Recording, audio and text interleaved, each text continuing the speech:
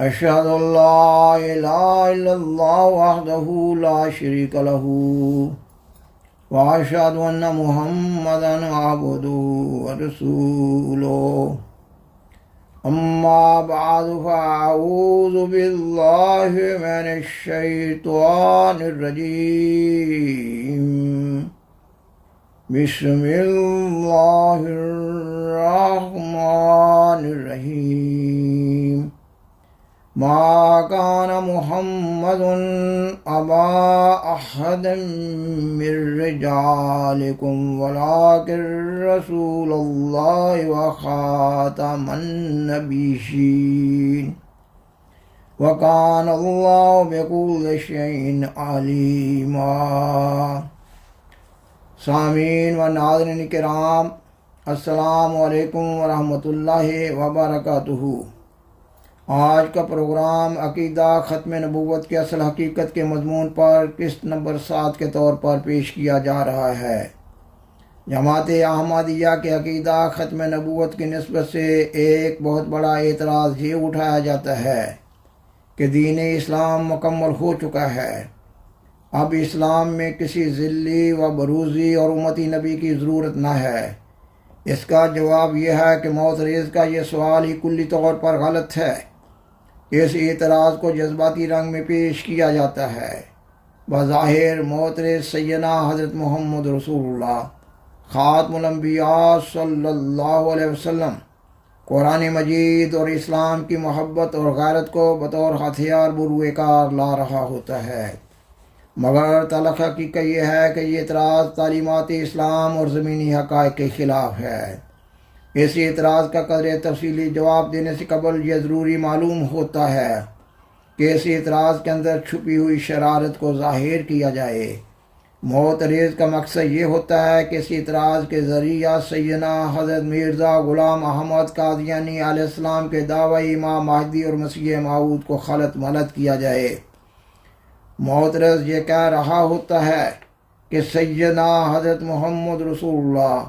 صلی اللہ علیہ وسلم خاتم الانبیاء ہیں اور قرآن مجید خاتم الکتب ہے، اب کسی ذلی بروزی و امتی نبی کی ضرورت نہ ہے۔ اس لیے سیدنا حضرت مرزا غلام احمد قادیانی علیہ السلام کا کسی قسم کا دعویٰ قابل غور نہ ہے۔ معترض سیدنا حضرت مرزا غلام احمد قادیانی علیہ السلام کے بنیادی دعویٰ امام مہدی و مسیح موعود کو زیر بحث ہی نہیں لاتا۔ سیدنا حضرت مرزا غلام احمد قادیانی علیہ السلام کا یہ بنیادی دعویٰ ہی نہیں ہے کہ اب اسلام میں ایک نبی کی ضرورت تھی اور آپ وہ نبی ہیں۔ آپ علیہ السلام کا الہام الہی کی بنیاد پر یہ دعویٰ ہے کہ اللہ تعالیٰ نے آپ علیہ السلام کو امام مہدی و مسیح موعود کے منصب جلیلہ پر فائز فرمایا ہے، اور اسلام میں امام مہدی و مسیح موعود کا روحانی مقام امتی نبی کا بیان ہوا ہے، اور امام مہدی و مسیح موعود ہونے کی نسبت سے آپ امتی نبی ہیں، نہ کہ مطلق نبی۔ اور حقیقت یہ ہے کہ مسلمانوں کے مشہور و معروف تمام فرقے اللہ تعالیٰ کے نبی حضرت مسیح عیسیٰ بن مریم علیہ السلام کی آمد ثانی کے منتظر ہیں۔ اگر سیدنا حضرت محمد رسول اللہ صلی اللہ علیہ وسلم کے خاتم الانبیاء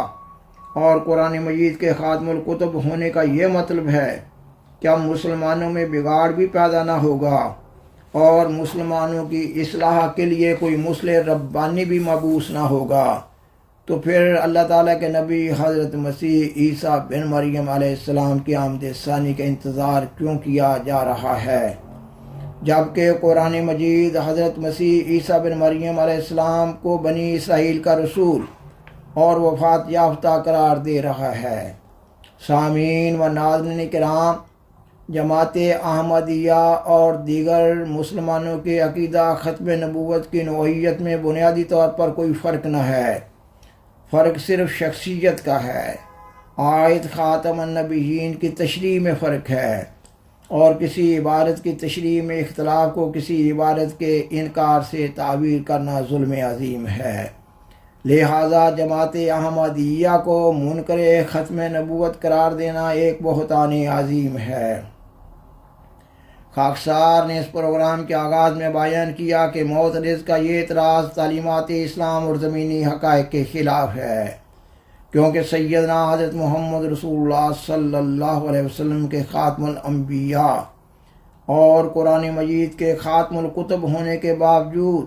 اسلام میں ظہور امام مہدی و نزول مسیح موعود کی پیش گوئی موجود ہے۔ اور پھر زمینی حقائق یہ ہیں کہ آپ صلی اللہ علیہ وسلم نے اپنی زندگی میں ہی اپنی نگرانی میں مسلمانوں کو قرآن مجید کی تعلیم دینے کے لیے معلمین کے سلسلہ کو جاری فرمایا۔ آپ صلی اللہ علیہ وسلم کے وصال کے بعد اسلام میں خلافت راشدہ کا سلسلہ چلا، اور خلافت راشدہ کے بعد مسلمانوں کی تعلیم و تربیت کے لیے مجددین، اولیاء اللہ، محدثین، مفسرین، فقہا اور صوفیہ کا سلسلہ اس آخری زمانہ تک چلتا رہا، اور اس آخری زمانہ کے لیے سیدنا حضرت محمد رسول اللہ صلی اللہ علیہ وسلم کی پیش گوئی موجود ہے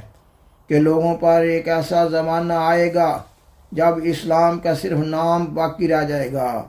اور قرآن کے صرف حروف باقی رہ جائیں گے۔ مسجدیں تو بڑی بڑی ہوں گی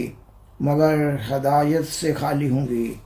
اور اس وقت کے علماء آسمان کے نیچے بدترین مخلوق ہوں گے۔ اب مسلمانوں کے لیے غور و فکر کرنے کا مقام ہے کہ کیا سیدنا حضرت محمد رسول اللہ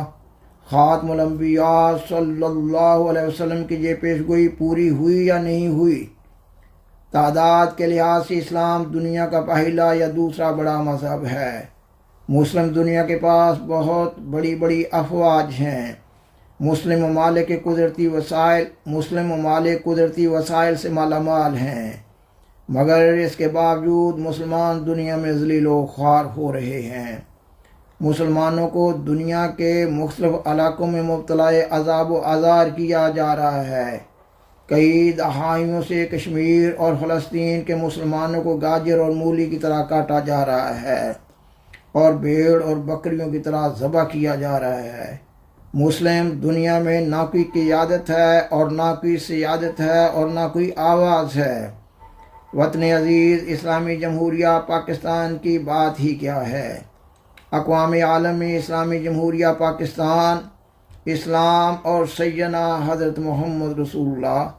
خاتم الانبیاء صلی اللہ علیہ وسلم کا نام بدنام ہو رہا ہے۔ آپ صلی اللہ علیہ وسلم کے زمانہ کے لیے آپ صلی اللہ علیہ وسلم کی اس زمانہ کے لیے یہ پیش گوئی بھی ہے کہ اللہ تعالیٰ اسلام کو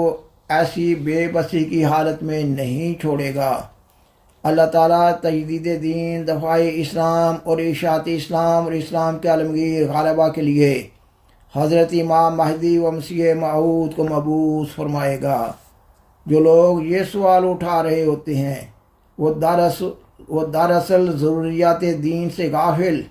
اور عقیدہ ظہور امام مہدی و نزول مسیح موعود کا انکار کر رہے ہوتے ہیں۔ سامعین و ناظرین کرام، سیدنا حضرت مرزا غلام احمد قادیانی علیہ السلام اسلام میں امام مہدی و مسیح موعود کی بعثت کی اغراض کے سلسلہ میں اپنی کتاب شہادت القرآن روحانی خزائن جلد 6 صفحات 345 اور 346 پر بیان فرماتے ہیں، عند العقل یہ بات نہ صرف آسن بلکہ واجب ہے کہ خدا تعالیٰ کے پاک نبی جو شریعت اور کتاب لے کر آتے ہیں اور اپنے نفس میں تاثیر اور قوت قدسیہ رکھتے ہیں، یا تو ایک لمبی عمر لے کر آویں اور ہمیشہ اور ہر صدی میں ہر یک اپنی نئی امت کو اپنی ملاقات اور صحبت سے شرف بخشیں اور زیر سایہ رکھ کر اور اپنے پرفیض پروں کے نیچے ان کو لے کر وہ برکت اور نور اور روحانی معرفت پہنچاویں جو انہوں نے ابتدائے زمانہ میں پہنچائی تھی۔ اور اگر ایسا نہیں تو پھر ان کے وارث جو انہی کے کمالات اپنے اندر رکھتے ہوں اور کتاب الہی کے دقائق اور معارف کو وحی اور الہام سے بیان کر سکتے ہیں اور منقولات کو مشہودات کے پارایہ میں دکھلا سکتے ہوں اور طالب حق کو یقین تک پہنچا سکتے ہوں، ہمیشہ فتنہ اور فساد کے وقتوں میں ضرور پیدا ہونے چاہیے، تا انسان جو مغلوب شبہات و نسیان ہے ان کے فیض حقیقی سے محروم نہ رہے، کیونکہ یہ بات نہایت صاف اور بدیہی ہے کہ جب زمانہ ایک نبی کا اپنے خاتمہ کو پہنچتا ہے اور اس کی برکات کے دیکھنے والے فوت ہو جاتے ہیں تو وہ تمام مشہودات منقولات کے رنگ میں آ جاتے ہیں۔ پھر دوسری صدی کے لوگوں کی نظر میں اس نبی کے اخلاق اور اس نبی کی عبادات اور اس نبی کا صبر اور استقامت اور صدق اور صفا اور وفا اور تمام تائیدات الہیہ اور خوارق اور معجزات جن سے اس کی صحبت نبوت اور صداقت دعویٰ پر استدلال ہوتے تھے، نئی صدی کے لوگوں کو کچھ قصے سے معلوم ہوتے ہیں، اور اس وجہ سے وہ انشراح ایمانی اور جوش اطاعت جو نبی کے دیکھنے والوں میں ہوتا ہے دوسروں میں وہ بات نہیں پائی جاتی، اور صاف ظاہر ہے کہ جو کچھ صحابہ رضی اللہ تعالیٰ عنہم حضرت صلی اللہ علیہ وسلم نے ایمانی صدق دکھلایا اور اپنے مالوں اور اپنی جانوں اور اپنی آبروؤں کو اسلام کی راہوں میں نہایت اخلاص سے قربان کیا، اس کا نمونہ اور صدیوں میں تو کجا خود دوسری صدی کے لوگوں یعنی تابعین میں بھی نہیں پایا گیا۔ اس کی کیا وجہ تھی؟ یہی تو تھی کہ صحابہ رضی اللہ تعالیٰ عنہم نے اس مرد صادق کا منہ دیکھا تھا جس کے عاشق ہونے کی گواہی کفار قریش کے منہ سے بھی بے ساختہ نکل گئی، اور روز کی مناجاتوں اور پایار کے سجدوں کو دیکھ کر حنا فی الاطاعت کی حالت اور کمال محبت اور دل دادگی کے منہ پر روشن نشانیاں اور اس پاک منہ پر نور الہی برستا مشاہدہ کر کے کہتے ہیں عاشقہ محمد علی ربہ، کہ محمد صلی اللہ علیہ وسلم اپنے رب پر عاشق ہو گیا ہے۔ اور پھر صحابہ رضی اللہ تعالیٰ عنہم نے صرف وہ صدق اور محبت اور اخلاص ہی نہیں دیکھا بلکہ اس پیار کے مقابل پر جو ہمارے سید محمد صلی اللہ علیہ وسلم کے دل سے ایک دریا کی طرح جوش مارتا تھا، خدا تعالیٰ کے پیار کو بھی تائیدات خارق عادت کے رنگ میں مشاہدہ کیا۔ تب ان کو پتہ لگ گیا کہ خدا ہے، اور ان کے دل بول اٹھے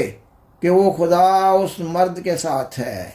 یہ وہ باتیں ہیں کہ کبھی ممکن ہی نہیں کہ انسان کو حاصل ہو سکیں جب تک کہ وہی بہار اس کی نظر کے سامنے نہ ہو جو صحابہ رضی اللہ تعالیٰ عنہم پر آئی تھی۔ سامعین و ناظرین کرام، بالآخر درخواست ہے کہ برائے مہربانی اس پروگرام کو لائک کریں اور دوسروں سے شیئر کریں، اور عذرائے کرم اس چینل کو سبسکرائب کریں۔ جزاکم اللہ تعالی احسن الجزاء، وآخر دعوانا ان الحمد للہ رب العالمین، والسلام علیکم ورحمۃ اللہ وبرکاتہ۔ شکریہ۔